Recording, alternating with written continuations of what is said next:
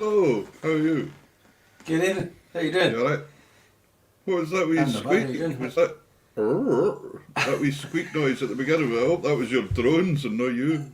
I know it was. It was that was my drones. I promise. Promise. Excellent. How's your week things? been, Peter? How you doing? Good. Very well. I would just like to say, folks, I cannot believe the amount of people that are joined us already tonight. That's unbelievable. Huge audience. Thank you very much, folks. We're most privileged. We have two fantastic guests for you tonight. We've got Iona Fife and Will Marshall. Now, please share this about, folks, if you think of anybody that would like Scottish music, folk, contemporary. It's a bit of a mixture of everything here going on. Just wonderful seeing these figures. So please share about, and that'd be great. That'd be great. So, what have you been up to? Oh, busy week, busy teaching, painting. We're just coming up to. We've got a week left of teaching before the wee break in February there. So, Okay. just little competitions to get set up for. So, busy with that. Yeah. Mm-hmm. I see someone from Derby that's just joined Swinson, and they said it's cold in Derby. Believe me, it's cold here as well. Yeah, Karen and I went for a swim in the sea this morning, and it was 0.5 degree outside, and it wasn't very warm today. I'll give you that. It was quite cold. That's unbelievable. I can't believe that. I went for a dip at New Year in one of the wee lochs outside of Dunkeld, and it was absolutely painful. No chance. And it can't be any better in the North Sea up in Shetland, surely. No, it's kind of interesting. Even the seals were looking at us as if to say, nutters.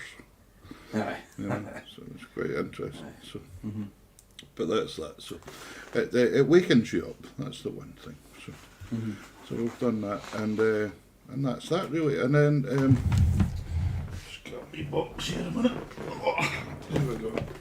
And then something else, Ross. I believe it's your birthday today. It is. Is it?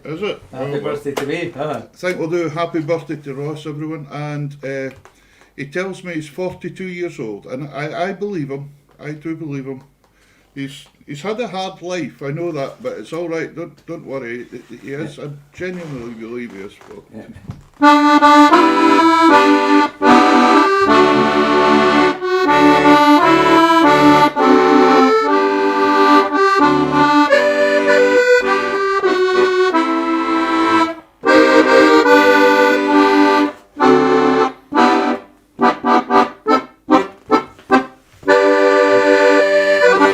There you go. Fantastic. You got a wee What an honour. fanfare. What an honour. You got a wee fanfare. Thank No, you mate. very much. 42, Yeah. It doesn't hurt. No. I'm 52 this year, so it's going to hurt more. Okay. Or whatever. Brilliant. So, so that's kind of what's going on. So I think what we'll do is get on with things here and just happening. And as I say, very cold. What I'm going to do here, I'm going to play a wee tune today out of my new book that's out. Your what? My new book. You've got a book out? I know, yeah, volume 2. Yeah, remember I had volume 1? Mm-hmm. This is volume 2. Yeah. Oh, right, 2. Okay, that sounds fantastic. How's it going with that, actually? Volume. I'm trying. Volume 2. See. Yeah. How's it going? You're getting plenty. You're getting them plenty hits, getting them out the door pretty quick. Aye, there's some going as well. It's fine. It's good. Yeah, it's nice. So what I'm going to play out it today is a wee polka that I wrote, and it was one I was commissioned to write, and it's called Frank Morrison's Special Birthday Polka. And I know for a fact in the last week Frank's not been very well, so and I think hopefully he's on the mend a wee bit in the last couple of days. They're down in Law Village, down near Lanark, that area. Frank and Elizabeth. So I'm going to play this for Frank. He always loved kind of Scandinavian music, so this one's got a Scandinavian feel to it. So you can fly the boy away to this one, no bother at all. Ooh. Okay.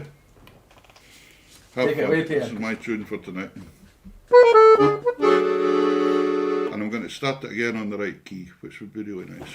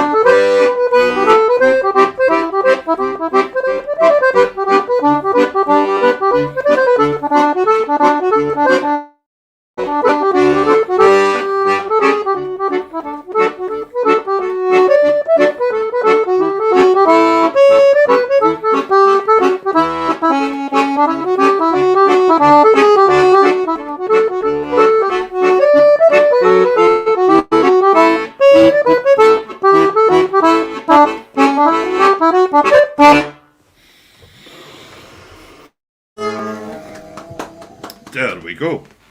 A little Scandinavian polka thing. Skittish, whatever. Lovely, lovely. That was really good. Loads of... And I have to say thank you very much for all the lovely birthday messages coming through as well. Yeah. Thank you very much. There you go. See. Beautiful tunes there, Peter. Well played. Yeah, so that's in my book. So if anybody'd like a copy of the book, jump onto the website, Peter Wood Music. You can get it there. You can also get volume 1. You can also get 3 CDs. I haven't started selling fake Rolexes yet, but it's time yet. There's time. There's plenty of time, Peter. Yeah. Davy Hunter sent in a joke. Do you know how the Swedish Navy count their boats? I don't know if you've seen that when you were playing. No, go on. The Scandinavian. Where is it? Oh dear. Oh dear. Well then. Right, okay. What are you giving us? What are you giving I'm going to give you a couple of tunes, a polka, well, a Black Watch polka I'm going to play. I'm 42, and 42 was the regimental number, the number of foot that the Black Watch were, the famous 42. Okay. So I'm going to play a couple of Black Watch songs, start off with The Ladies from Hell, which was the nickname that they got in the First World War, and the Black Watch polka. And is that because they wore the kilts? That's why they were called the Ladies for Hell? The nickname that they were given, the Ladies from Hell, coming over the top with the kilts and the bagpipes. Must have been a fearsome sight if you were in the fog on the other side somewhere. Yeah, actually. And listen to the pipes all through the night was another psychological advantage that they gained. Horrible days, really. No, but anyway, I'll play these 2 tunes for you. Take it away. I will, thank you.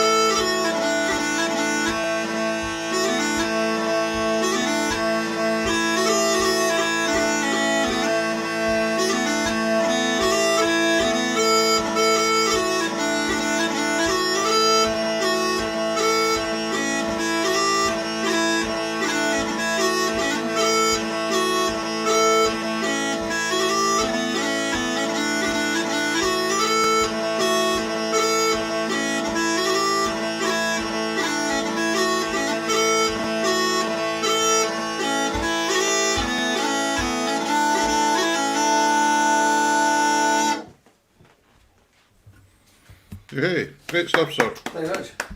Nice tunes. Very nice tunes. Great. It's great when you play tunes that have got a meaning to you as well. I think that's really. Aye, it's good. Good. Great tunes. There's Perry. There's your Perry sister. Say, oh, Perry, that old Shetland word came in there again. Perry, your Perry sister. Saying happy birthday. Listen, folks out there, wonderful, huge amounts of people joining us tonight. This is fantastic. Can we just remind you, we are live on Facebook on 3 channels, Tunes in the House, Tartan Tunes and Peterwood Music, and we're live on YouTube, we're live on Twitch, and we're live on Twitter. Yeah, so all you can get us live on all these, and the show is always recorded and put out again. Will always be on our page, and by tomorrow it'll be on our YouTube page, because all the previous shows are there as well. So if you miss it tonight, you can always catch it tomorrow. So that would be great. What else was I going to say? I can't mind. I think that's about it. I think that's about it. That's we're going out in a few different streams there, and we're getting some great coverage. It's great. Yeah, no, it's magic. Really good to see. Right, we've got 2 amazingly talented guests for you tonight. The first young lady that's coming on, and she is young to be at the stage she's at in her career already, which is quite amazing. And really looking forward to a chat and letting you folk. And if you've not heard Iona Fife before, we're going to bring her on now. She's an amazing singer. Hi, Iona. How you doing? Hello. You just caught me read Hannah there, supping my tea. I'm good. Yourselves? Nothing like a cup of tea to get an interview going, you can. It could have been worse. You could have had a bottle of whiskey on the go, you can. I know, I could have been hoofing a wee nip there. Nah. Yeah. Terrible tea. Ladies and gentlemen, Iona is originally from Huntly in the northeast of Scotland. And before it tonight, I've said to her, no mind and speak natural tonight. So she's going to be trying her best to not be too posh and speak some Doric for you. And I hope you enjoy hearing it all over the world. If there's any words you do come across that you're not sure about, give us a shout. We'll try and get it translated for you. It's always good fun, that, actually. So Iona, how are you doing? Are you doing fine? Yeah, I'm good. I'm scunnered, a wee bit scunnered. Just of like being in the house, because I live in Glasgow. I'm just, I think, fed up is the honest answer to that. But really delighted to be here, like, in a chat with you.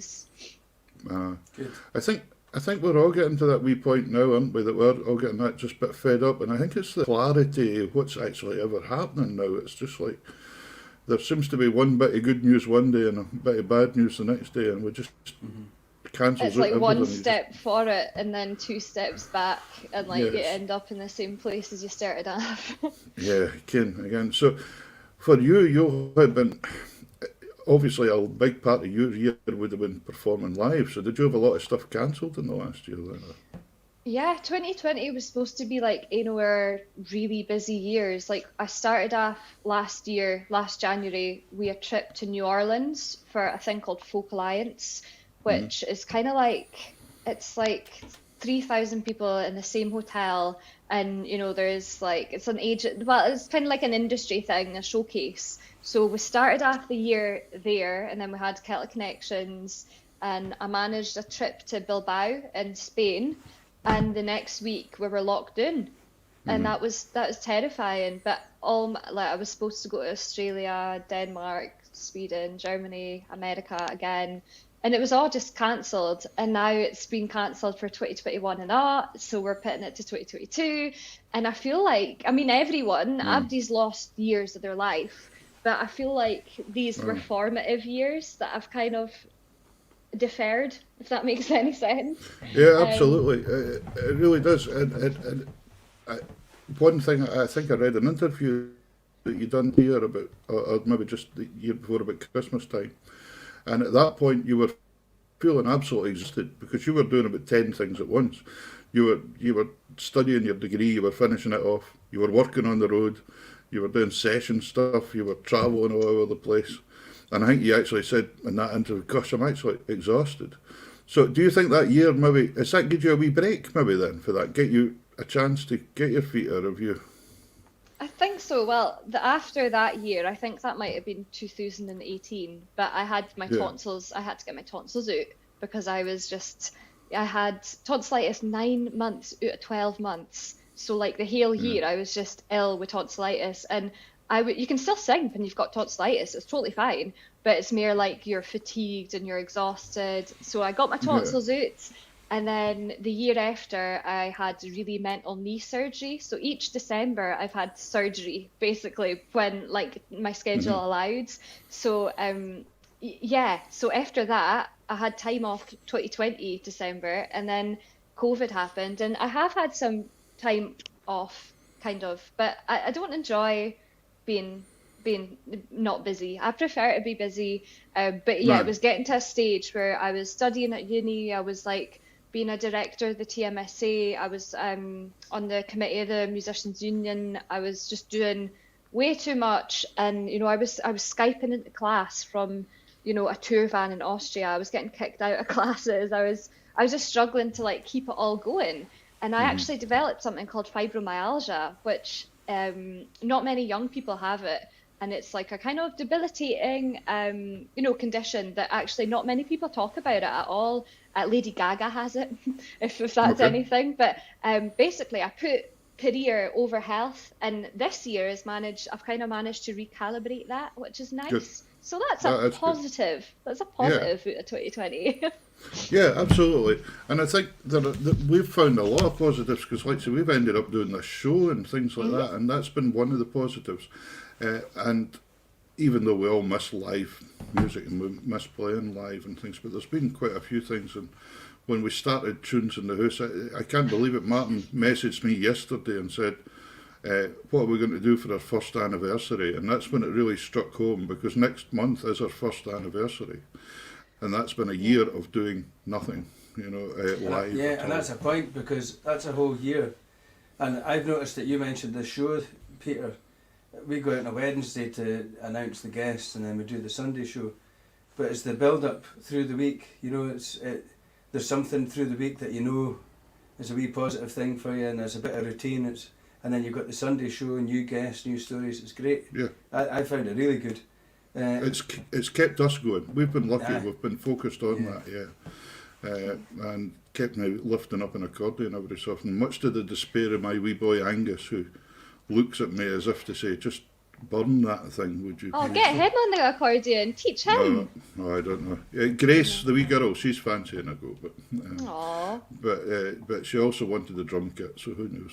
That's the way it goes. that's cool. We need more female drummers. Aye, Absolutely. Yeah, why no? It's, You mentioned, I'm quite about- happy whatever she wants to play. She can Aye, play of football course. if she wants. That's fine. You But mentioned about New Orleans there, Iona. Is there any countries that stand out? Is there any countries that you've been to, that you've seen like similar language sort of traditions as what Scotland has, where it's got a Scots language that's not quite recognised, but it's definitely there? Yeah, well, it's quite interesting because we have like Scots is a West Germanic language, so Gaelic comes from, your Celtic language tree, whereas Scots comes from the West Germanic language tree and it's sister to English, which is interesting. But I'd say Germany, we share like the same kind of root as German, so things like acht and nicht and this kind of sound. So Frisian as well is like another minority language that is kind of fighting for recognition. Scots kind of shares a lot of linguistic roots with, Scandinavian languages. So, barn, bairn, kirk, church, so yeah, there's a lot of different things. But generally, when I go abroad, I'll usually try and speak in English, because if I'm going to sing a bothy ballad the whole way through, from like start to finish, and I don't give them some sort of introduction in English, then they're not going to like attach to it. So it's strange, because I think that it's like in Scotland, Scots speakers like Billy Kay and Alistair Heather and all of us, nobody kind of goes into it and think, right, I'm just going to speak pure Scots, because that's no real thing on anymore. People No, do a thing called code switching, and that's when you're speaking like a wee bit of English and then you drop in, sprinkle a few words here and there. The thing is that it's all really, it just happens as opposed that's to it. the conscious effort of I'm going to speak in like 17th century Scots, which doesn't, we're no living in William Dunbar's time anymore. But yeah, countries that I've really enjoyed going to, which really connect with the songs, would be like Poland, Czech Republic, Poland. I've never managed to go to Russia yet, but I really, really want to. Like, I really want to go to Russia. But yeah, certainly like Poland and the Czech Republic and that kind of area. I feel like that they really enjoyed the songs, which is Brilliant. really cool. Talking of all these songs, do you fancy giving us a wee song? And if there's any Russian agents out there listening right now, folks, this is your chance to Music get agents. the best of the best Scottish singers. So Russian here we go. agents, the KGB's called me up, being like, "Hello, what did you say?" Speaking in code. Okay, not the internationally. But I'll do one that it's called "Lonely in the Bothy," and it's a nice wee short one because I'm feeling a bit rock the day. You weren't at the it's- rugby yesterday, were you? Screaming at the TV, "Come on, come on!" Yeah. Da, da, da, da, da, da, da. Yeah. Often I get into harder, well the boss said me a clue. He couldna back a tractor care till there was nae way he could pull. Therefore I got all the work to do that suited me just fine. And I bade in a little timmer bothy. Oh, the cowans they blawin' out my timmer bothy door, and the moosies they jukin' and hoot the knot holes in the floor. But that's nae the worst o' being here, discomforts I can thole, for it's lonely at night in the bothy. Well, I'll start the manners fancy rules and pit them down to Perth, and I'm the best showman that ever walked the earth. Mit fin all the judgings are we, and fin all the sellers won. It's back to my little timmer bothy. Oh, the cowans they blawin' aneath my timmer bothy door, and the moosies they jukin' and hoot the knot holes in the floor. But that's nae the worst o' being here, discomforts I can thole, for it's lonely at night in the bothy.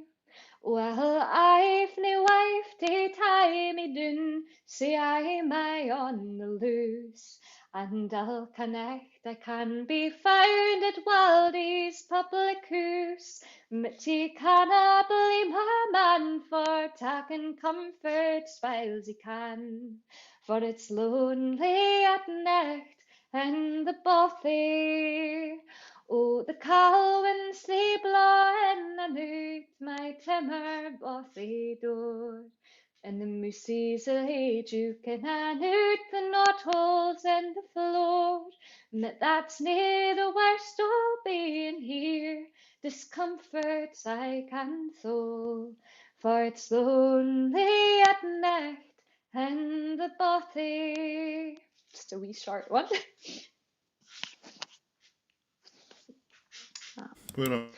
Thank Thank you. you. Absolutely lovely. Brilliant. We can give you a little round of applause here, which is wonderful. It's Yeah. usually when you're sitting playing to the internet, you get no round of applause back. You just have to I sit know. and look at people. It's difficult. lovely. Some So musicians many- have got a button that they can press and it creates Yep. fake. Iona, Big there's applause. loads of comments coming in here. I don't know if you see them. They're just That's very loving kind. your Aw. voice. which is Thanks, Abdi. magic. Brilliant. So you were brought up in Huntly. Yeah, I Yeah. was. But I kind of left when I just turned 17. So Okay. I have now been in Huntly for like this will be my 6th year in Glasgow this year. How did you get on moving to Glasgow? Because Ross moved to Glasgow as well at one point to do a piping thing, didn't you, Ross? You told me you were petrified. I'd never been to Glasgow before, and I didn't know what to think. Actually, I went there with a total blank as an adult. You know, I was a lot older than yourself, slightly older than yourself, anyway. But then instantly, I think within a few days, I really, really got Glasgow. I got what was going on there. I loved the people, the scene, and just all the quirky links that Glasgow had. That I kind of got what was going on, and the high quality of music. It was just unreal. But a real traditional sort of, like on the West End, some of the pubs there, some of the session stuff you could listen to is fantastic. You know. Yeah, that's exactly kind of how I felt. Like going from such like a small place to a big city, I couldn't have believed that you could like call up a pizza at like 2 a.m. Like I was like, what? What's going on? And yeah, definitely, you know, the conservatoire was great to go study, you know, 4 years of Scots song. And like I got taught by Rod Patterson, and you know Margaret Bennett also imparted so much knowledge to me over the years, and it was great. It was amazing, and I think the contacts that I made was great. But going to the pub and kind of immersing yourself in a different community of practice is cool, because I kind of was brought up with the TMSA kind of ballad clique, if that makes any sense. So like sing-arounds and folk clubs and folk festivals, and like kind of the old style singing of, you know, the old like really long ballads and unaccompanied stuff. So moving to Glasgow and realizing that actually, yeah, you can play with a band, you know, you're allowed to play with guitar.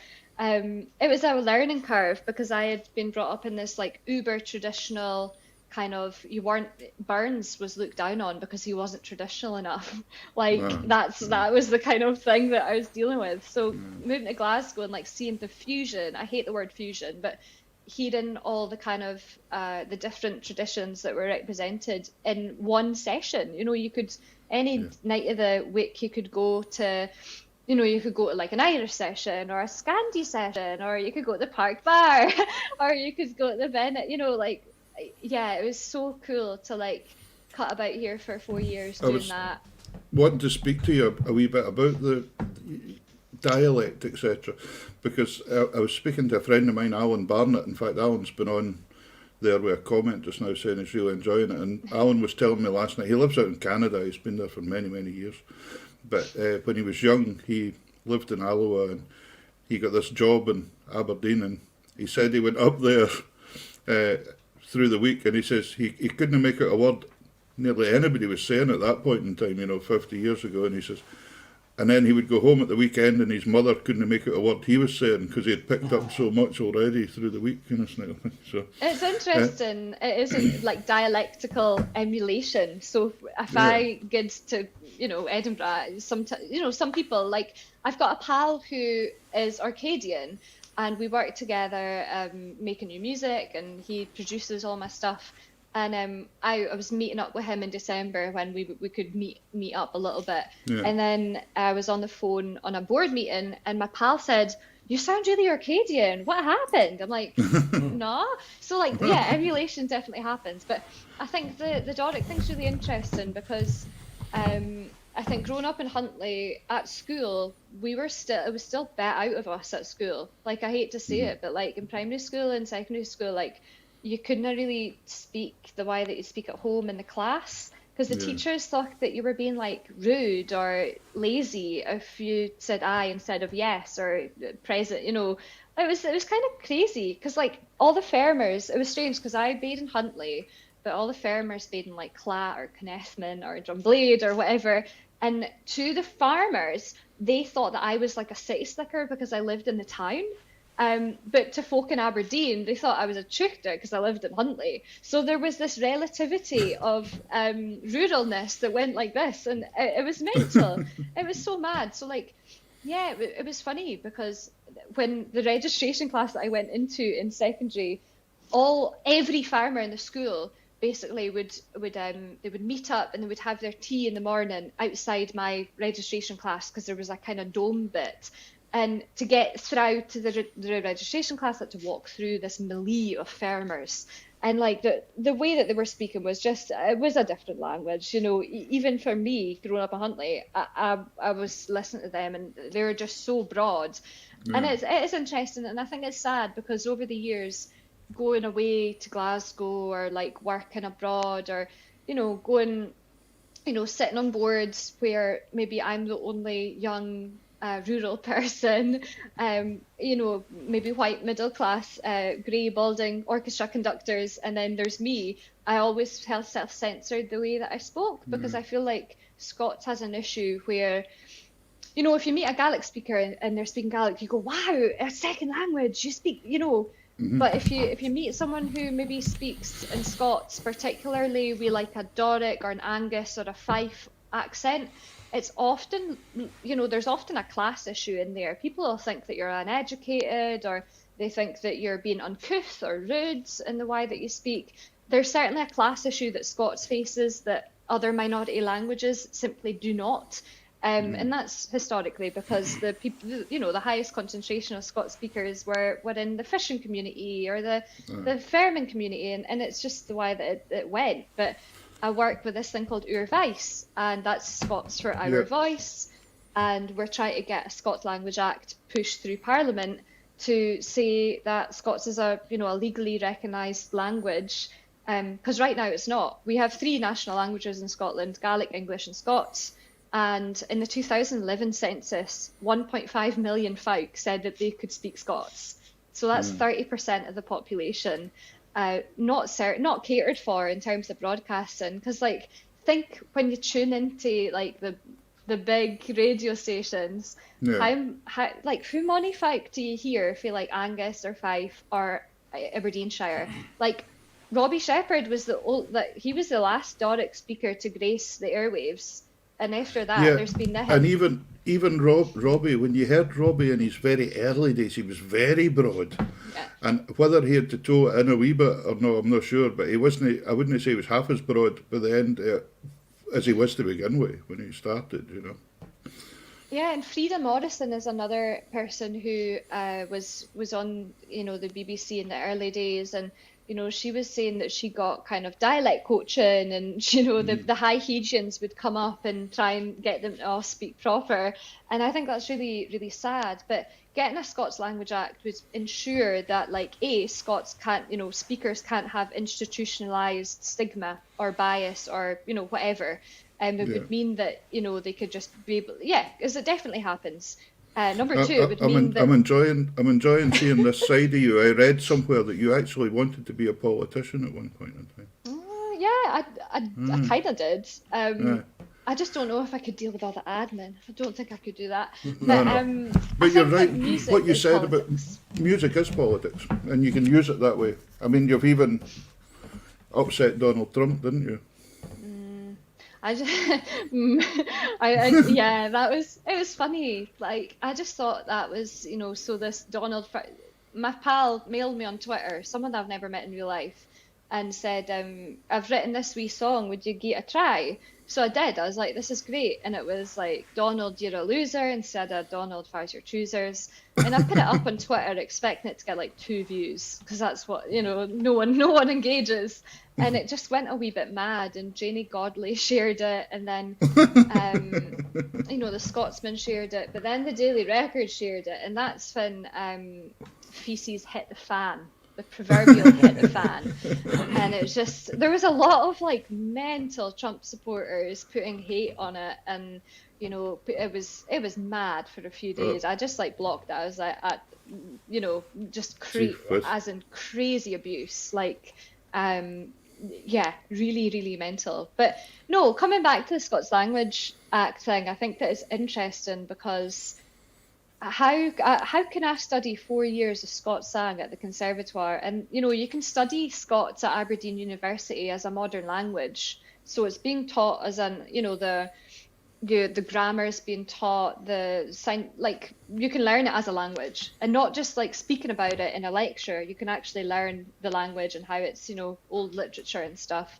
And like, there's linguistic academics who are specialised in Scots, and you can release music in the Scots language. You can, I've got a copy of Harry Potter and the Philosopher's Stone, the full book translated into Scots. The Gruffalo has been put out in like Dundonian, Glaswegian, Shetland, Orkney, Doric, and Scots. So like that's like 5 publications in 5 different dialects of one language. So like there's a huge remit.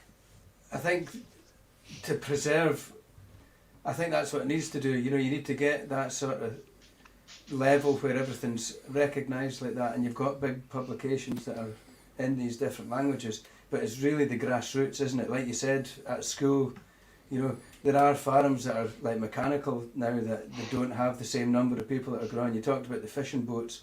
They don't have the same amount of crew numbers. You lose that accent by number, really. And I guess the teachers, if you look at the amount of teachers that go through a school, there won't be that many teachers from that area that might be sympathetic to the language or have their own version of it from that rural. Because I know in Perthshire, which doesn't have a really strong accent, I wouldn't say, but you only have to go 5 or 10 miles away and you can hear a difference between Pitlochry, Aberfeldy, Dunkeld, Blair Atholl. You can hear it, and there is a difference. Do you know, when you talked about the Shetland Gruffalo there? Yeah. Well, I'm not a native Shetlander, but my 2 children, of course, have been brought up, and they've got the Gruffalo in Shetland dialect, and my heart drops when my wee girl says, "Could you read that to me?" Because it's the hardest thing to read ever, and I don't know what half it's about. Karen, my wife, does. She knows what it's about, but see, reading something that you don't know what it's about, it's kind of hard as well. So.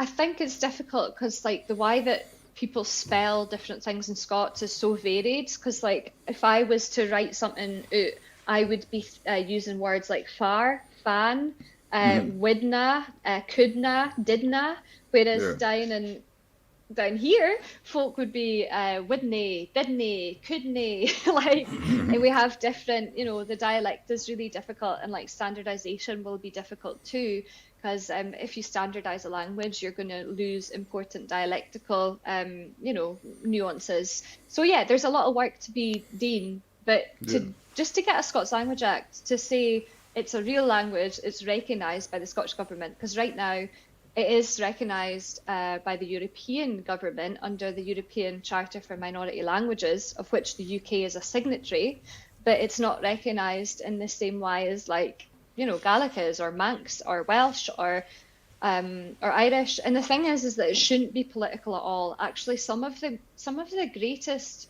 advocates of the Doric and Scots language in the Scottish Parliament are, Peter Chapman. He's a Tory MSP. It shouldn't be political. It shouldn't, it should be a person thing. Just a national language, isn't it? Absolutely, but unfortunately, it really is politicised, and there's a lot of, hate that folk get online for using Scots, and it's not good. It should be like, it's for everyone to use, and there are. Coming back to, you were talking about teachers, actually, there's a thing that the SQA put out called the Scots Language Award, and kids in secondary schools can do this module called the Scots Language Award, and it's like a kind of qualification that they can get in their certificate. So that's really cool, and the uptake on that has been increasing year on year. The like National Scots Language Awards, Janie Godley got an award this year. It's like the profile is like growing. Scots language is never out the papers now, but like I think that it's quite annoying because there's people that's been recording songs in the Scots language for years and years and years, and we're just kind of talking about it now because there was a show on TV called Rebel Tongue, and my pal Ali Heather done that. It was really interesting, but there was so many kind of publications that just attacked it and politicised it, and it was really wrong. And taking that off in a wee different angle rather, but you recorded an EP, and you said you were quite nervous about recording it in English because you hadn't really done that before. Yeah, so I've got it here, and I've got this day in here, and this is my first album. It's called Away from a Window, and it's got like bothy ballads that I learned from the likes of Jock Duncan, Guys the Tooth, all kind of northeast songs. And then this took like 2 years to make. It was a labour of love, but mostly a labour, I'd say. So immediately after putting that out, I worked with a kind of different team of musicians to make an EP in English, and it was kind of more Americana, repertoire, more Appalachian ballads as opposed to Scottish ballads. But the thing is they all come from Scotland anyway. You get what I mean? Yeah, like they're all ours. And the thing is, the sad thing is it got picked up by more radio stations. It got better reviews, and I was like, this is really annoying. Like, a lot of the time even when my first album came out, this one, the one that kind of is more Scotsy, there's a Michael Mara song in that, which is pretty much in English. And, the only Radio 2 play that album got was the song that was in English. There seems to be an aversion to put Scots on a national stage. That's my feeling, is that there's still pushback, and I feel like it's kind of wrong. It's definitely wrong. And folks, going along the bottom of the screen here just now, you can see Iona's website and where to get the CDs from Bandcamp is probably the best. But don't rush away for a pen, because this is recorded. You can always look back. So if you're interested in some of the songs, the Appalachian, I find it really interesting. I've done a couple of concerts with a chap called Bruce Molsky. Oh, wow. And Bruce was, but it was really interesting just having sessions after it, just sitting playing some tunes, and some of the tunes he would come away with, and you're right, it was just an old Scottish tune with a new name to it or something like that, and it was just a slightly different variation, so it was really great. So the next song we're going to play of yours, the one that we've got a recording of here, is that one of the songs that's on that EP? I don't think so. I think that was a single. So the Bonnie Lass of 5e we recorded as a digital single, and we put it out in 2020. So it's on Bandcamp and Spotify and all that kind of evil places. But this is the Bonnie Lass of 5e, and Bob Dylan recorded this on his first album, and then he toured it in the 80s under this exact melody that I picked up. And this melody was collected by an English folklorist called Cecil Sharp in Kentucky.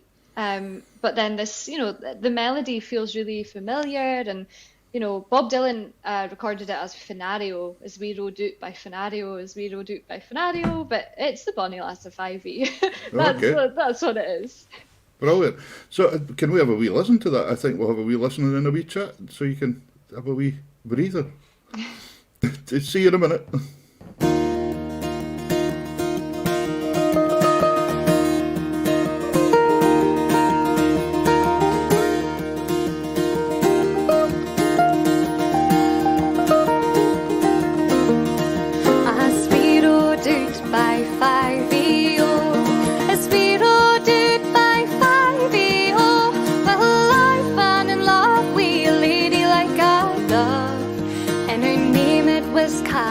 Peggy, oh, there's money in last and not less. There's money in last in the Geary, oh, there's money I've seen in the streets of Aberdeen. With the flute, oh, the moss, pretty Peggy, oh, oh, pretty Peggy, oh, bonny lass, oh, 5e, oh, pretty Peggy, oh, bonny lass, oh, 5e. Well, if you would marry me, pretty Peggy, oh, if you would marry me, pretty Peggy, oh, well, if you would marry me,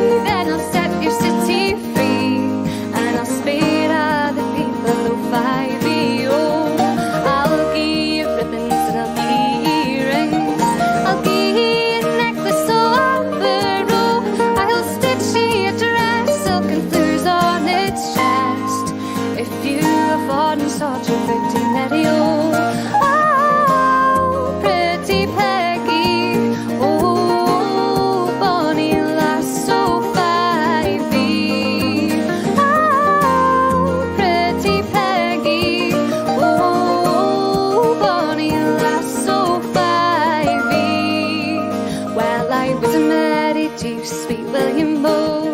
Well, I wasn't married to sweet William O. Well, I wasn't married to a boy my brother's hair to slew. No, I'll track me for and slaughter for Team Perry O. Oh, pretty Peggy, oh, bonny lass, so fivey. Oh, pretty Peggy, oh, bonny lass, so fivey.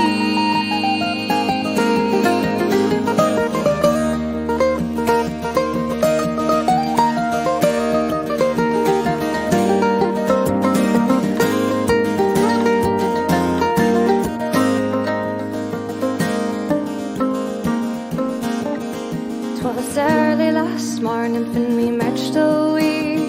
Our captain said he was sorry, oh. Well, the drums they did beat like the ground underneath our feet, and the band played the bonny lass of fivey, oh.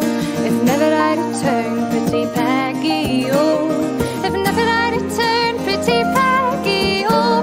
When I see the morning dew, oh, I will think of you, my bonny lass of fivey, oh. Oh, pretty Peggy, oh, bonny lass of fivey. Oh, pretty Peggy, oh, bonny lass of fivey. Well, along our wee can-tailed meldrum tune, our captain we to carry, oh. But when we returned to the streets so Aberdeen, our captain we to bury, oh.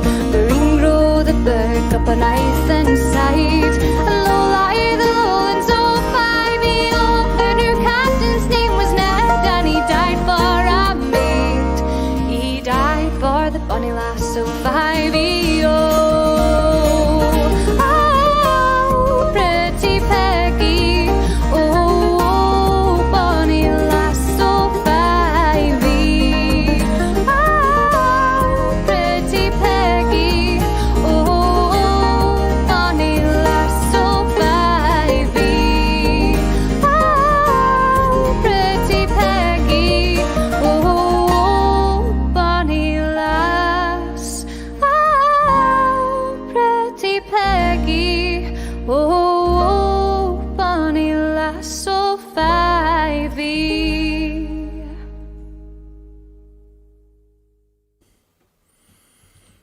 Ah, well, that's fantastic. Absolutely That's just, brilliant. what a drive, everything. It's just great. I love it. Really nice. A great version. It's a wee bit different to the normal. There Yeah. once was a true Yeah, I know. life. But it's so nice to hear that though as well. It's great to hear music progressing. You and I spoke earlier. I'm a great believer in there's not Scottish dance music, there's not folk music, there's not whatever kind of labels you want to give to it. I think it all comes through the one place, and it's just different interpretations that come through it. And the older I've got, I seem to have been better at appreciating all of them, to be honest. So I think you just start to get better and better at actually listening to things. And I was a musician as such. I thought of myself as an instrumentalist, really. I never sang. And for many years I never actually bothered listening to words to songs.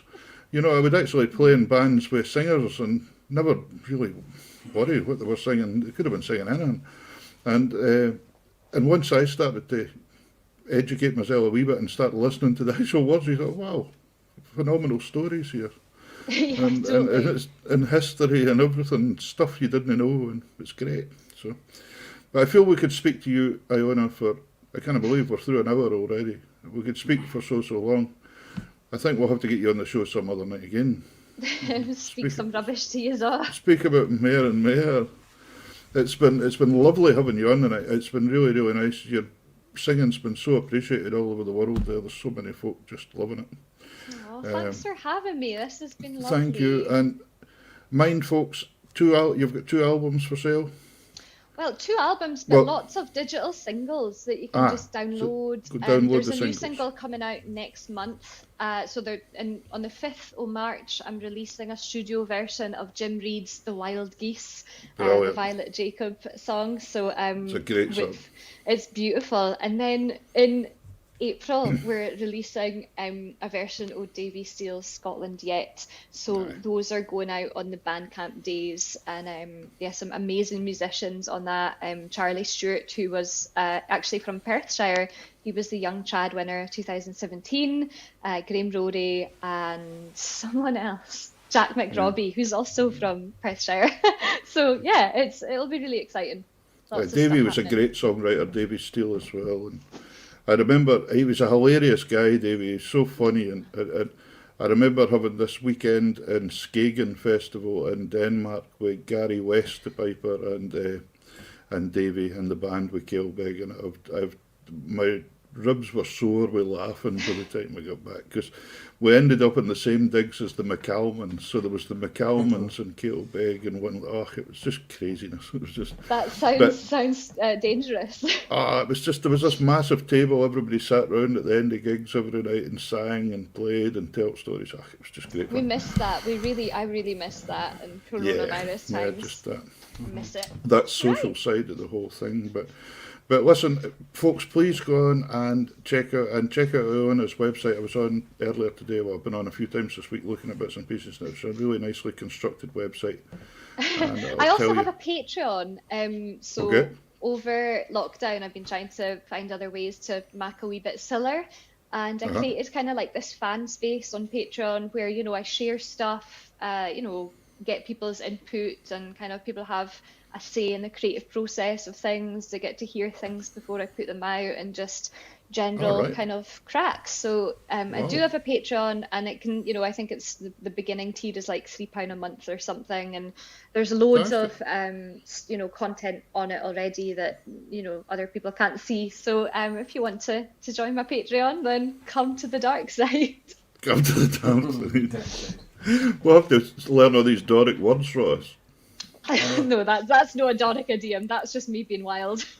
Ross teaches in Aberdeen. You're in Robert Gordon's you Gordon's. teach. What's up a posh? You want to find Yeah. out Doric there. I actually lived in Ellen for 4 years, and I had a great friend up there, Mike Ann, who was from Ellen, born and bred. And he used to text me. He was in the pipe band up there, the Legion pipe band. And he used to text me, and it would be all in Doric, the whole text. And it was brilliant. I used to love it, absolutely brilliant. But he used to hate it because it took him so long, because it would spell check and you'd have to. It would take me Yeah. ages to get a message out. Actually, Joe Nicholson that just put up I noticed there in Orkney, he had a wee thing on earlier there that the first song you sung tonight, he remembered Jim Reed singing it at Orkney Folk Festival, he said. Oh, wow. Which was just another wee connection there, since we were talking about Jim's Wild Geese. So, Iona, thank you so much for joining us tonight. I hope Thanks things for go having me. well.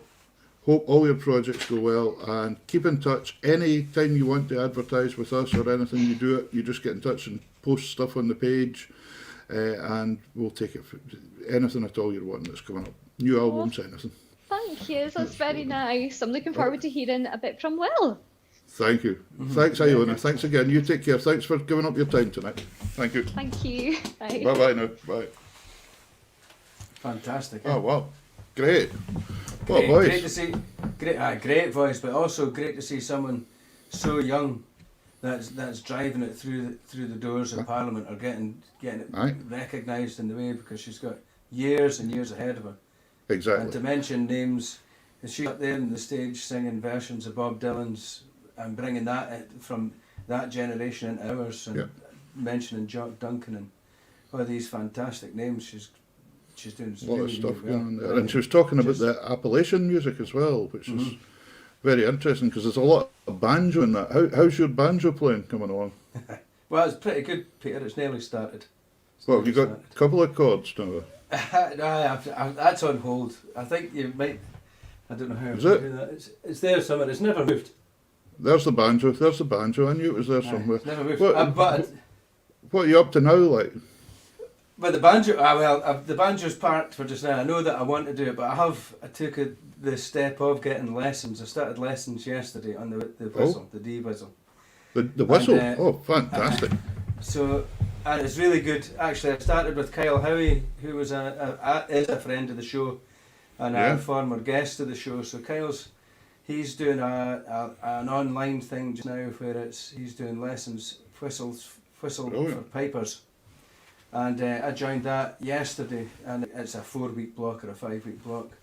And it's absolutely fantastic. He sends you out all the music and the links and the videos. Fantastic. It's a brilliant. So I wish I'd done it years and years. If there's anybody that knows young pipers, or if there's pipers that think they want to play the whistle, it is easier than you think, and it's an easy transition if you can already play the scale even on the chanter. You can do the extra. So get in touch with Kyle. There's Kyle's website there. There it is there, kylehowie.co.uk. Fantastic, great fun. So thank you, Kyle. Look forward to next Saturday. I'm looking forward to this. Maybe you'll be able to play the whistle along with me with some of my But tunes. if you don't mind the A major scale, I could play you that next week. Well, you can. And then the next week you just get a G whistle and play us a D scale. Yeah. That sounds very good. Thank you very much. Right, listen, we've got another guest here tonight. Another young gentleman that's doing very well in the musical world, and I'm looking forward. And he's an accordion player, so that always goes down well.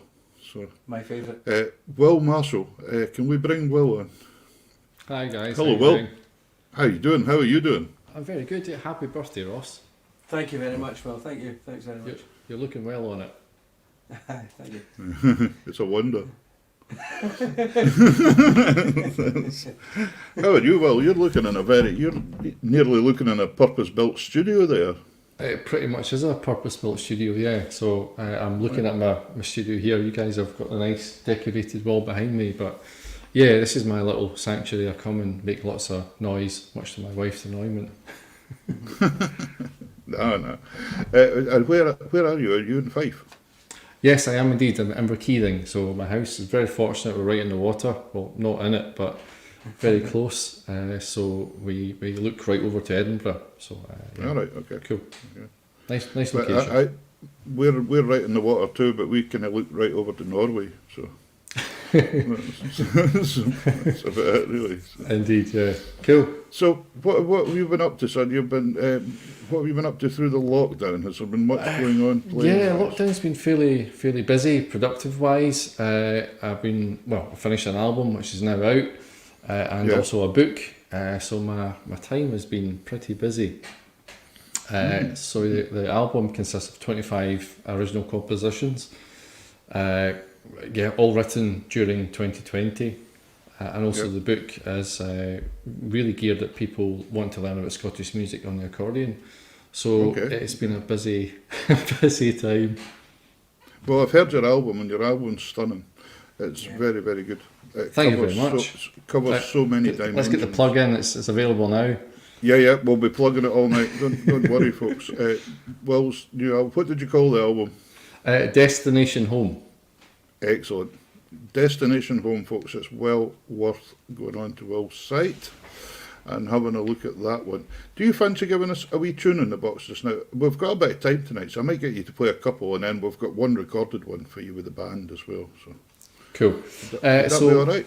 Yeah, absolutely. Yeah, as long as I don't wake up my son, that'll be quite all right. All right. Okay. Well, we'll blame us. So yeah, I'll play a tune now. The first one I'm going to play is Memories of Margaret. This is actually on the album, written for my nana, who passed away when I was a good bit younger. But actually on the album, Archie McAllister plays lead, and he does a phenomenal job. I did a little string quartet arrangement of it as well, and added piano in. But unfortunately tonight you're stuck with me and an accordion. So. Yeah, but I can highly recommend it, because it was one that I did highlight to you earlier that I did love. Yeah, arrangement yeah. on it. And, Cool. and Archie's a past guest on the show as well. We've had Archie. Yeah. Actually, I as well. saw his. He's a great guy, Archie. Great. He's great, actually. Yeah, super player. So let me Great, just get magic musician. sorry for here. I like the accordion, nice looking accordion as well. What's this Yeah, one? this is a Manfredi. Manfredi. So I used this on the album for 2 of the French tracks, and my Borsini I used for pretty much everything else. So it's got really good musette on it, really good for the Scottish stuff. But this for the French. So I thought I used it Has for it got a metal grill on the front of it? It does indeed, yes. Ah, that's very interesting. 3 weeks ago we had Mick McNeil on from Simple Minds, the keyboard player. He started off on the accordion, and Borsini was it made of an accordion, and he got one made with a metal grill as well. Yeah, actually, I saw that interview, and he was talking about meeting Giancarlo Borsini, and I actually met him as well. Long story short, but I was working on a cruise ship, and I take my accordion on as well to do like a little guest spot now and again. Flew back into I think it was Stansted, and my accordion went missing, and just a nightmare. And it was a Borsini, so I contacted lots of press, and actually Watchdog, which was popular at the time, and it was a Scottish editor on there who took the story, and they put it out. And someone contacted the show to say, I know exactly where that accordion is. So we had a kind of reunite on the show, which was crazy. They flew me down into the studio, and I remember getting picked up with the BBC limo driver, standing with the sign going, Mr. Marshall. I was like, oh yeah, that's me. And I said, so, do you do this all the time? Or say, oh yeah, he says, I've just dropped off Lionel Richie at the BBC Television Centre. He says, are you some sort of big shot from Scotland? I said, absolutely. Too right. So bigger than Lionel Richie, I'll have you know. Just weird how you guys know how music can take you all weird and wonderful places, and you sometimes think, how have I ended up here? But yeah, it's good. Yeah. Indeed. Right, I'll play a tune. That's enough for me. Let's hear that we hear. That's fantastic. So, Memories of Margaret. Here we go.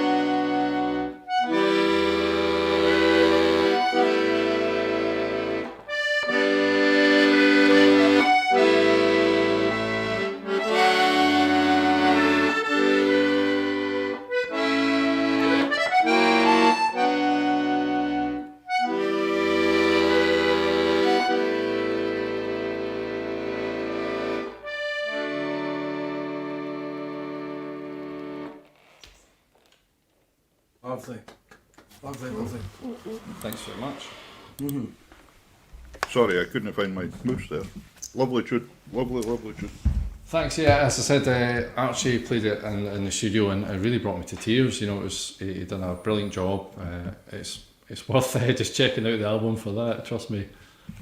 Really nice. So, tell me, well, a wee bit about, you've got Bespoke, isn't it?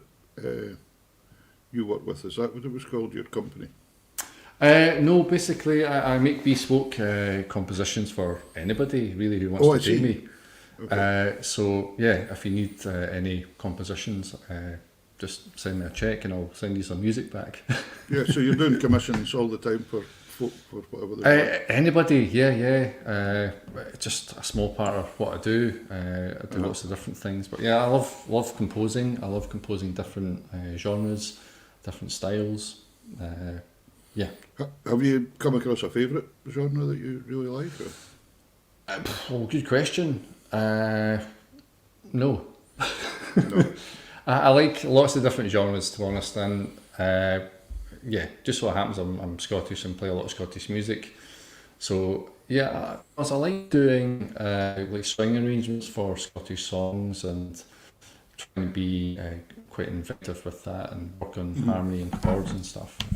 You can take a simple tune and make it into something quite interesting. Was it music you studied at university? It was, yeah, and then they set me loose in the big wide world. So I've been quite fortunate. I finished uni and got a gig at a Scottish summer season, so playing like 7 nights a week, and it really taught me how to play in a show. And yeah, it's great, you know, coming out of uni and getting a gig like that, which lasted I think 2 or 3 years at the Carlton in Edinburgh. Working with Glenn Meisner, I don't know if you remember Glenn, great MD, sadly no longer here, but yeah, really a good experience. Also, you know, covering gigs for Ian Muir, Colin Bell, he's his piano player at the time, his dad had a show down in Moffat, so I would dip on that when Ian couldn't manage and stuff, so it was good learning, and then from there I went on to a cruise. Gee whiz, I think I even done one night in that show in Moffat. Do you know that? I think I dipped one night. Quite that was the possibly, one yeah. that used to be. Is that the one that used to be in the tartan factory? The Mercury Hotel, that's the one. Yeah. Wow. Yeah, I remember that one. Yeah, cool. Yeah, and because Ian Bell he was a great musician too as well, great keyboard player. Colin. Colin, Yeah, and yeah. Ian. He's a fantastic musician, yeah. So when it came to instruments, was it accordion first for yourself then? Or? Pretty much, yeah. And obviously I play piano as well, so I did my grades on that. But it's funny because some people will know me as a piano player and they don't know I play the accordion, and some people know me as an accordion player who doesn't play the piano. So it's quite nice to fly under the radar. So you always went to Ian Muir, even though you were over in Fife, that's who you went to get lessons? Not originally from Fife, originally from South West Scotland, a wee place called Twynham, which famous for David Coulthard, racing driver. So yeah, tiny little village, but started off on a music teacher who wasn't necessarily very good. Okay. Would come round and just basically fall asleep and not really inspire me much. So I didn't really practice so much, but kind of interested. But we started going to the accordion clubs down, I think it was Castle Douglas. I'm trying to think of this music teacher falling asleep. It's not just magic. It's not really encouraging that, is it? Yeah, you're doing really well. Wait till I just have a wee sleep for a minute. Yeah. It's just bizarre. He'd just come round, quite a hefty fellow, and you know, my mum would make the standard cup of tea for him coming around, and he'd wire into the biscuits, and you know, I would start playing what I've been practicing, and I'd look round, and there he was, you know, comatose for the 28 minutes of the 30-minute lesson. So quite bizarre. But actually, went to the accordion club at Castle Douglas, which is the local one, you know, a few times, and Jock Loch was there, and he remember him, yeah. And he heard me play, and he said to my parents, "You need to get that boy to Ian Muir." So we made the drive from just outside Kirkcudbright up to Patna, which was Ian's mum and dad's house. So I used to get my accordion lesson in Ian's parents' house, and then they moved to Prestwick, so even further to drive. But yeah, so quite a. It's interesting that a lot of my relations are in Castle Douglas, would you believe? And really, I've got cousins there, and my uncle was a shepherd at Gatehouse of Fleet. Okay. Then I have an auntie in Polnackie as well, just near Kirkcudbright there. Yeah, So small world, Peter. It's a very small world. But it's nice down that area as well. But it's a fair old drive from Twynham right up to Patna. A wee bit of a It drive. certainly was, yeah, and my old man would necessarily be running late, so we'd fine-tune the drive from 45 minutes down to half an hour, so by the time I got to my accordion lesson I was shaking like you wouldn't believe, so... No wonder, I wouldn't have thought you could have done that in half an hour, but there we go. Well, either would I, but it's certainly been done. But yeah, really grateful, good, great teaching from Ian, so happy days. You From couldn't have that managed another... stage- Oh, sorry, go on, sorry, Ross. No, on you No, go. just on that link there, going from learning to reading your bio that you sent in and the bio that's on your website, is incredible the amount of stuff that you've done. And when you mentioned about getting picked up with BBC limousines and coming off cruise ships, is there a moment that stands out that got the ball rolling? We've had a few guests that have said it was that day, and everything's kind of knocked on from there, because the diversity of what you do, like the clips of the music that you do, is very varied. So was there one Yeah, and point to that- be honest, my job is very varied. Primarily, I do certain things at the year. So, come Christmas time, that's panto, so that's 2 months, booked in every year. But out with that 2 months, I might need to spend 6 weeks writing music for it. So, it's a big job, but then spend a bit of time meeting the director and organising different bits and pieces for that. I still do some cruising a couple of times a year, plus other sort of touring shows I'll dip on, plus standard gigs, writing music, and obviously teaching as well. So I tend to do lots of different things, or playing a function band, or it's just I like variety. I don't like doing the sort of same thing all the time. Excellent. No, I think it's a great way to it's a great way to write, and you'll have found that yourself. Various other genres will come in to say you were writing a traditional tune. There's nothing to say that something from another genre hasn't come in and influenced that, Yeah, and I think from a chordal point of view and harmony, particularly my Scottish tunes have that influence, either like a gospel lick or something I've played in another genre will creep in, just because I like the chord sequence. You don't fancy giving us a wee quick tune again in case the youngster wakens up? Well, I'll certainly give it a go. If he wakes up or not, who knows? What age is he? He's 16 months. Oh my goodness, he's not very old at all.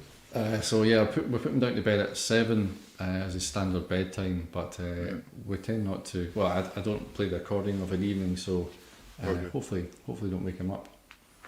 See how you get on. Yeah, of course. Right, Because that'll be the last one, because we've got a recording you after that. So. even better. Right, so this tune is again off the album, and it's a 2/4 march called MV Hybridian Princess. So a ship or a company that I worked for about 20 years. I used to work in the Hybridian Spirit for 5-6 years, and still work in the Princess occasionally. So Great. Hybridian Talk Princess about that in a fun minute. to So brilliant. strangle myself up cables here. Forgive me, I've just got to look at the music. I've not played it since I recorded it. So. That's all right. Okay.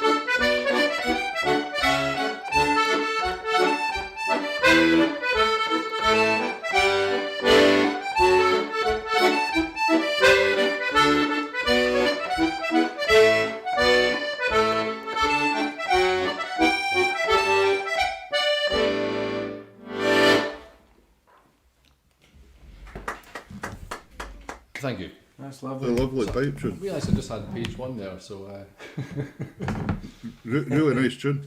thank you. So have you yeah. got a book out as well, Will, with everything that's on the album? I actually don't. It's funny, Gordon Shan sent me a lovely message the other day asking if I've got a book coming out. I've been so busy working on the other book, I've just not had time. So Yeah. perhaps, yeah. So what's the other book then? Is that a book of your own comps as well? It is a book of my own comps. It's primarily guiding people through how to play a jig, strasby and reel. So Okay. I talk about how to play, basically how to play from a lead sheet. So, all the Ceilidh books you get a lead sheet and you get chords. Yeah. So with it, I talk about how to add in the bass, how to play grace notes, how to phrase a tune. So I go through 9 chapters of that. I recorded some backing tracks as well with Rory Grinley. So when the students finish the book, he gets to play with a band, basically. Brilliant. I think I saw a comment there that's maybe interesting. I know your dad. Ask him if they still have the lorry with the pipes on. Does that mean something to you? Yeah, totally. So my man used to have a fairground organ, so I used to go around various shows. So that's what it is with the pipes. Yeah. Ah, right. Fantastic. So, the Hebridean Princess you mentioned there. Yeah, Hibernian Princess. As I said, I worked, still do work for Hybridian on a freelance basis, but I worked full time in the Hybridian Spirit. So we used to go around Indian Ocean, coming around to South Africa, all these different cool places. So I'd be the resident musician on there, which is a great experience. And what were you doing on the boat? Like, was that accordion or piano? Or? A bit of both, but primarily playing piano. So before and after dinner, or any sort of visiting singer would come on, and then because it was a Scottish company, based out in wherever they happen to be, they would like to do a wee Ceilidh, so a Ceilidh out on deck. So I've done lots of Ceilidhs out in the Maldives, or it's bizarre. Fantastic. Down in South Africa, we'd have Burns nights, so I'd befriend the local piper down there, the pipe major, and he'd come on and play a few tunes. And there's a great Scottish bar in Cape Town, so go on with the kilt, and I think I've been carried out of that bar many times. There's a chap for South Africa, a piper, joins in quite often. Tony Rees, his name is. Yeah, that's him. Unbelievable. Is it? Yeah. Oh, yeah. Yeah. Oh, we know him. He sends messages sometimes and things. Brilliant, Tony. If you're watching, hello to you, fella. Many a Yeah. good time we've had down in South Africa, so hope you're well. Oh, there you go. That's quite unusual, isn't That's it? weird. South His Africa wife appreciate was a it. dancer. She came on and danced. All right. we had great- Yeah, great no, he's crack. had a few videos on him playing lately in bits and pieces. So, I must get in contact with him. so it's good to know these things.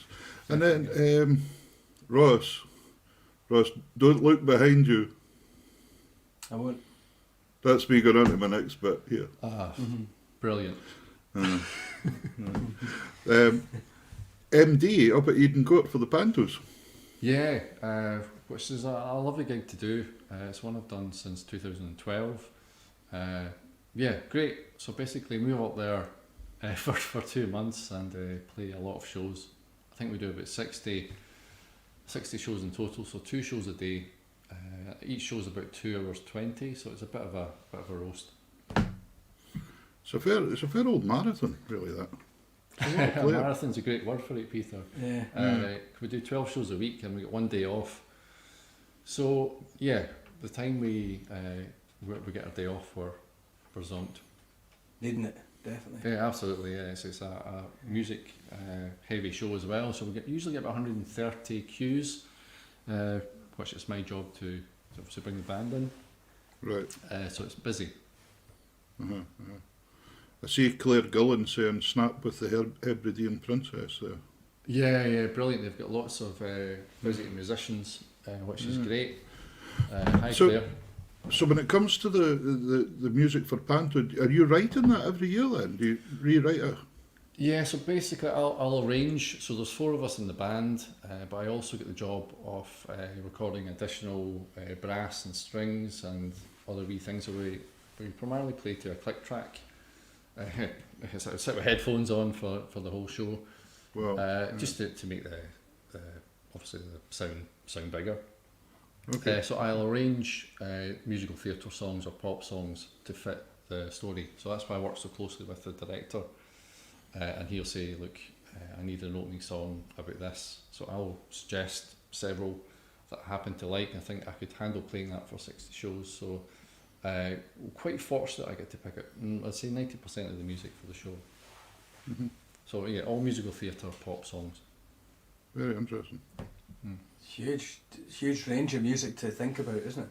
Yeah, and you know, it's great to have that variety. You know, you could be playing a song from Wicked, and then you could be playing a song from, you know, a pop artist. So it's good for the chops as well. Mm-hmm. Brilliant. We've got a recorded wee set of reels that you've sent us a video of. Is this all your tunes as well? Yeah, this is how the album sort of came about. During lockdown, I'd take my wee fella out for a morning walk, and I came back and I composed these 3 tunes in a short space of time, as I did pretty much the whole album over a couple of months. Okay. Yeah. So yeah, 3 tunes: Off the Ball, The Professor, and Duncan Chisholm. Brilliant. I think we'll have a wee listen to them and then we'll talk to you about the album. That'll be great. Cool. Thanks. Super. Yeah.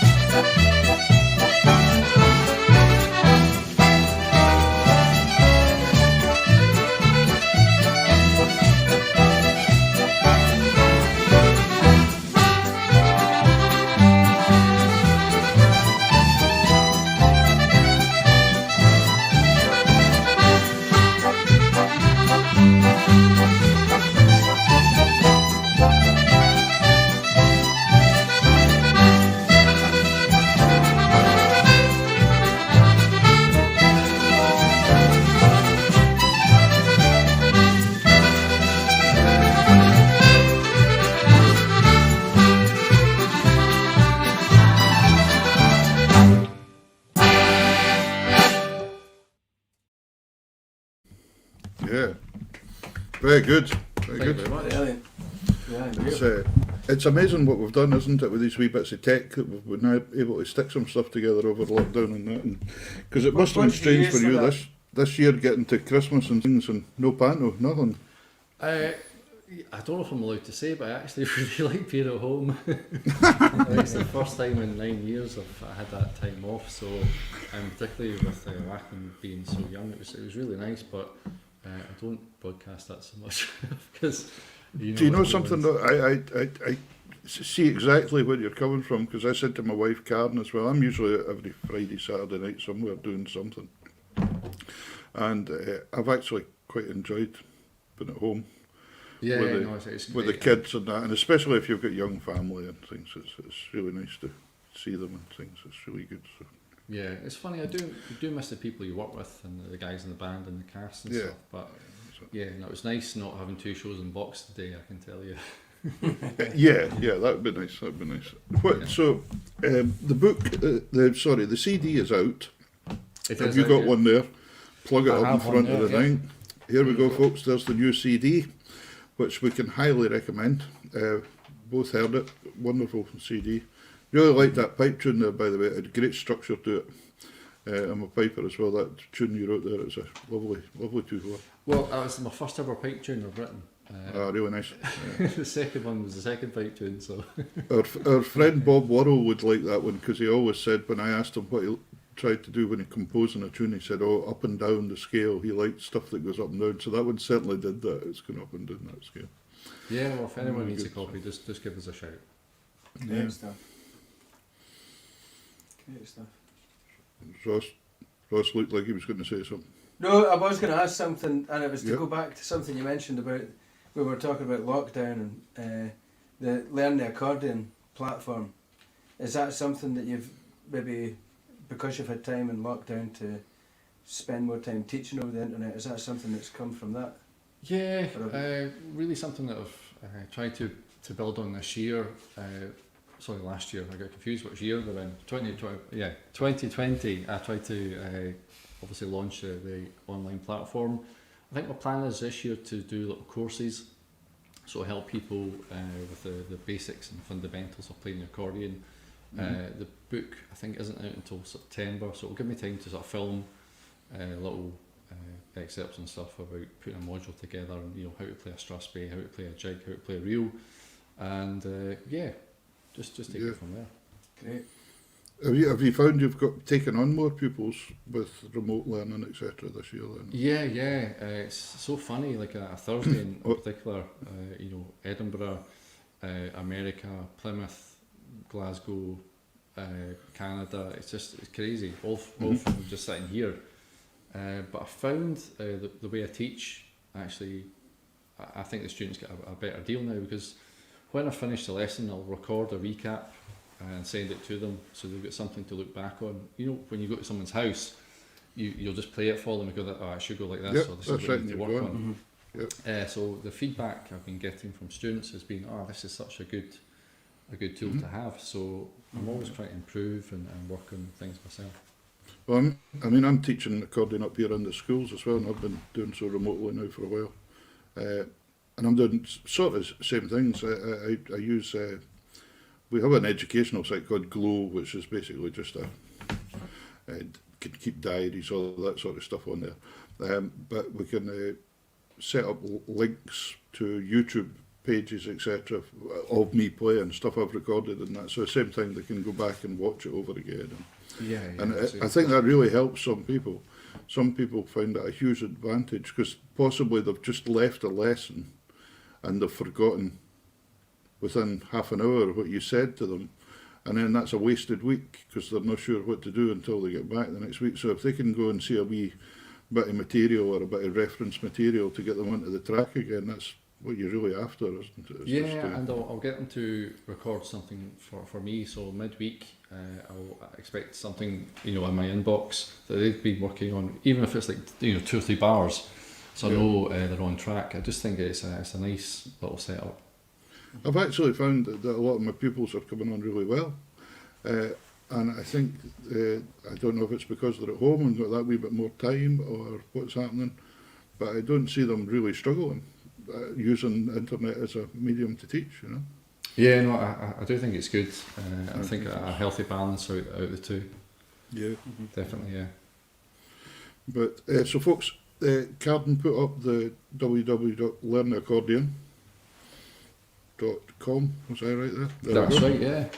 That's the one there. Perfect. And so anybody, if you're out there, folks, and you fancy learning a bit more about the accordion techniques, everyone get in touch. We will, and he'll point you in the correct direction of what you're needing to Hopefully.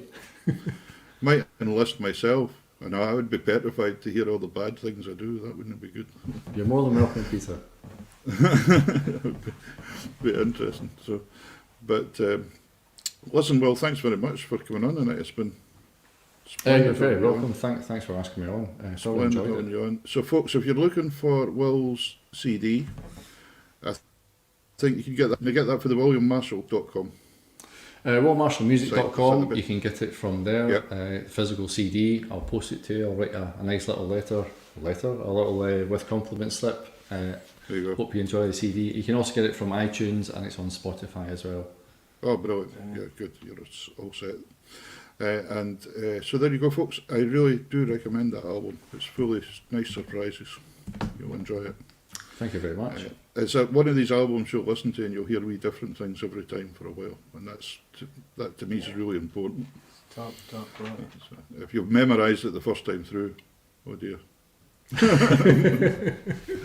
You would do that with this album, I can assure you. So anyway, Will, thank you very much. I hope it picks up for you and you get a wee bit of live playing again, or whatever way it takes you. It looks like it might go whatever. Yeah, we'll just wait and see what happens this year. I'm Yeah. hopeful the banter will happen, but you just don't know. Just don't know. Yeah. But Oh, yes, look it will. after yourself. What was that one? Oh yes, it will. Oh, Definitely not heard that before, Ross. I know. I had to. no, you had to get it in somewhere. Yes. Anyway, but listen, thanks very much. Take care of yourself and the family, and I wish you all well. And, Thanks, guys. Thanks Cheers. for giving up your time on a Sunday night to come on, and please, folks, go on and check out Will's site and buy his CD. That would be great. Definitely. Thanks again, Will. Magic. Thank you. Take care. Thank you. Just now. See you Bye-bye. later. Bye-bye. Smashing player, eh? Oof. Brilliant, absolutely great.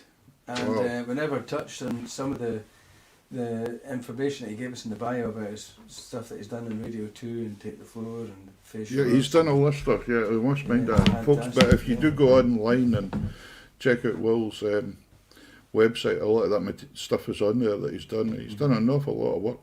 He's been about. He's been all over the place. It's good.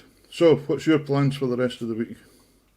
I'm finishing touches to a wee office to teach from, Okay. and teaching from home. This will be the last week before there's a little break, so try and Yeah. catch up with some music that I've been desperate to learn. Is there a long actually, week? Is there a long weekend soon or something? Yeah, we've got a week off at the end A of week? next week. So yeah, Oh, that's all right. No, we don't get a week off. We just get a couple of days, I think. but I tell you, interestingly, I've started I've enrolled in a course that starts on Tuesday, and that's at the National Piping Centre, and it's the bridging course to take you onto the HND. Okay. So I hope to have that finished by June and start the HND this year, I hope. Oh, magic. That's the Good. plan. And will you just work and do that at the same time, kind of thing? Yeah. Yeah. Just squeeze it in. Brilliant, brilliant. Well, thank you very much, folks. I hope you've enjoyed that tonight. I did. Iona Fife and Will Marshall was our guests. Go on and support them both if you can. They're both fantastic musicians. Great of them to give up their time to come on the show. And I hope you've really, really enjoyed it. Thanks to Carden backstage again. You've done wonderful. Bravo, Getting bravo. all the videos and everything now. She's becoming a real film producer back there. Yeah. So it's Yeah, well, she great doesn't stuff. get poached. Alan McDonald says happy 50th, Ross. Alan McDonald, well, I'm glad he's saying happy birthday through the medium of the internet. He took me out for a pint. He took me out for a pint last year. Oh, I see. Sore heads in the morning. Okay. Brilliant. Anyway, listen, I think we'll go tonight. I'm going to go and watch. I don't know what I'm going to watch. I can never sleep for a wee while after this, so I'll go and watch some interesting still game or something like that. Aye, good stuff. Good. Right. Good stuff. Anyway, you take care of yourself. Have a good Thank you. rest of the Good to see birthday. you. Have a Thank nice. you Have a bit of cake and a dram now or something. Okay. Finish off the So, birthday. Finish off the weekend. Great That'll stuff. be you. Anyway, thank you very Thanks much. very folks. much. Thank you everybody for the lovely comments. Yeah. That's Get us on touching. Wednesday night and we'll tell you who our guests are for next week, because we've got another Can't two wait. cracking guests for next week too. So, see you then, folks. It's See good ya. night for me. Good night for me. Good night. Good night from the big fella. Look at that. Yeah. See you Brilliant. after. See you later.